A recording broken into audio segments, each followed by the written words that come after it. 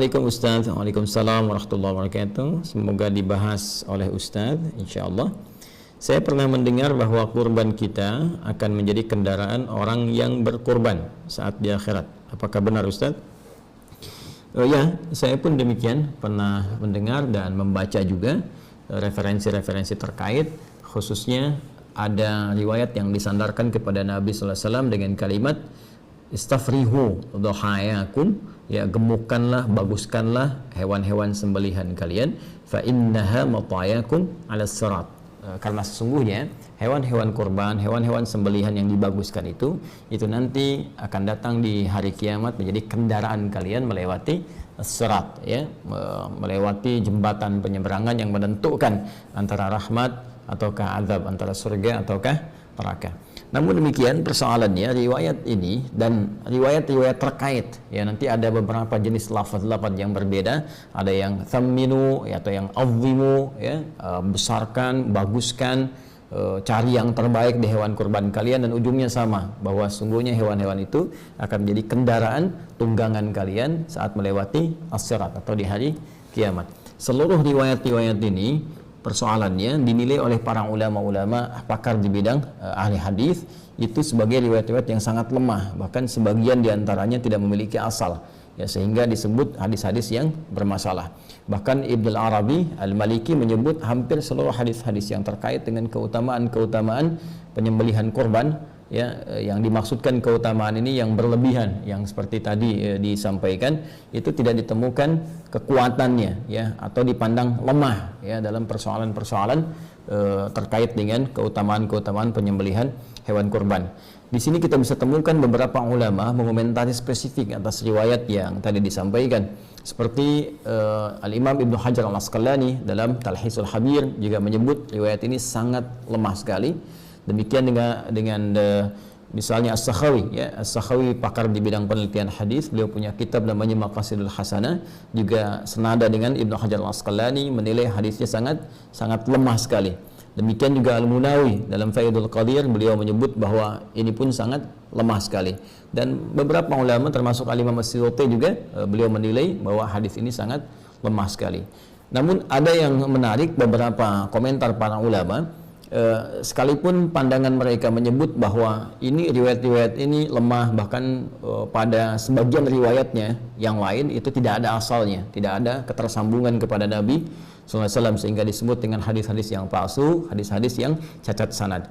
Namun demikian, ada komentar yang sangat juga cukup bagus dari sebagian kalangan ulama yang menyebutkan bahwa boleh jadi perkataan-perkataan ini sesungguhnya bukan ingin menunjukkan maksud dari real aslinya ini menjadi kendaraan, tapi berupa majas atau kiasan, karena ungkapan-ungkapan dalam bahasa Arab itu seringkali juga bisa bermakna kiasan. Apa maksudnya? Maksudnya adalah hewan-hewan ini, ya, jika memang kita bisa mencari yang paling bagus, mencari yang paling baik, maka dimungkinkan pahalanya semakin bagus, ya, semakin baik, semakin banyak.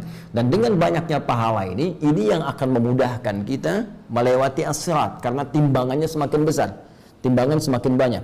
Ya, bukankah kurban pertama yang diterima oleh Allah Subhanahu wa taala dari anak Nabi Adam alaihissalam adalah kurban yang terbaik, ya, kurban yang paling bagus, ya kan? Seperti disebutkan, disyaratkan di Quran surah ke-5 Al-Maidah ayat 27 itu, ya, watlu alaihim naba abnai adam bil haqqi idh qarraba qurbanan fatuqbila min ahadihima, ya, wa lam yutaqabbal minal akhar. Dan bacakanlah Muhammad sallallahu alaihi wasallam, ajarkan kepada mereka kisah tentang dua anak Adam, ya, alaihissalam, dengan kisah yang sebenar-benarnya ketika mereka dimintakan oleh Allah Subhanahu wa taala untuk menunaikan ibadah kurban, ya, maka diterima yang satu, yang lainnya ditolak. Siapa yang diterima ini adalah anak Adam alaihissalam yang berkurban dengan hewan ternaknya, ya, dipilih yang paling bagus, yang paling gemuk, yang paling indah tampilannya, itu yang diterima. Sementara yang satunya lagi tidak mendapatkan penerimaan karena memilih kualitas yang paling jelek dari hasil perkebunannya. Nah, ini di sini, ya, kemudian terlihat bagaimana kesungguhan untuk berkorban itu, sampai-sampai ketika Allah pun menurunkan surah Al-Kautsar, ya, kepada Nabi Muhammad SAW yang menjamin surga terbaiknya dengan segala keindahan nikmatnya, sampai-sampai Allah memerintahkan Nabi bersyukur untuk memperbanyak salat kemudian juga berkorban, ya. Dan perhatikan kalimatnya, inna a'tainakal kautsar fasalli, ya, maka salatlah li rabbika, kepada Rabbmu, ya, wanhar, ya, dan berkorbanlah. Kalimatnya menggunakan nahar. Nahar itu sepakat dalam bahasa Arab digunakan untuk apa? Unta, ya, hewan sembelihan untuk unta. Sedangkan unta tingkat yang paling tinggi, yang paling bagus, yang paling besar, yang paling banyak manfaatnya. Nah, ini memberikan isyarat kepada kita bahwa jika kita akan berkorban, maka dengan anggaran yang mungkin kita bisa keluarkan, cari yang paling bagus hewannya. Jika harta kita misalnya cukup berlebih, maka dengan harta itu cari yang paling terbaik, ya, cari yang paling bagus, yang paling gemuk, yang paling banyak manfaatnya. Maka dari situ apa yang bisa didapatkan? Keikhlasan kita dengan berkorban itu yang menjadikan pahala bisa berlipat. Dengan pahala berlipat, mizannya semakin kuat, semakin berat, dan dengan semakin berat ini, itu yang berpeluang kemudian menghadirkan ridha Allah Subhanahu wa taala, menutupi kesalahan kita sehingga mempercepat kita melewati sirat.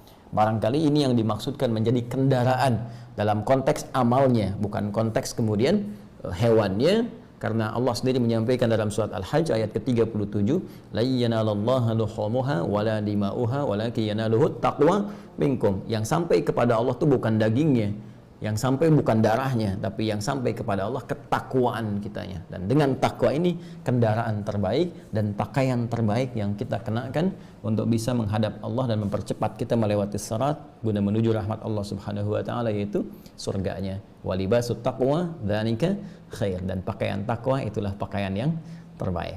Jadi kita simpulkan dari segi sanad kualitasnya sangat lemah. Bahkan bukan hanya sangat daif jiddan, tapi juga ada yang la aslalahu, nggak ada asalnya, ada yang palsu dan sebagainya.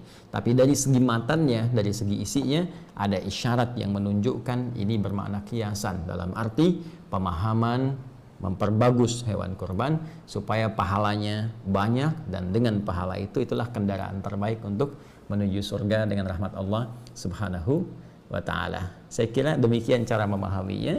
Semoga Allah Subhanahu wa ta'ala meringankan segala apa yang kita ikhtiarkan untuk mudah dilakukan, dan semuanya mendapatkan penerimaan di sisi Allah Subhanahu wa ta'ala. Sekali lagi, jangan bersandar kepada hadis ini karena hadisnya sangat lemah, bahkan sebagian besar adalah diduga palsu. Tapi boleh memaknai hadis ini dengan makna kiasannya, dengan pengertian yang tadi saya sampaikan. Allahu ta'ala alam bissawab.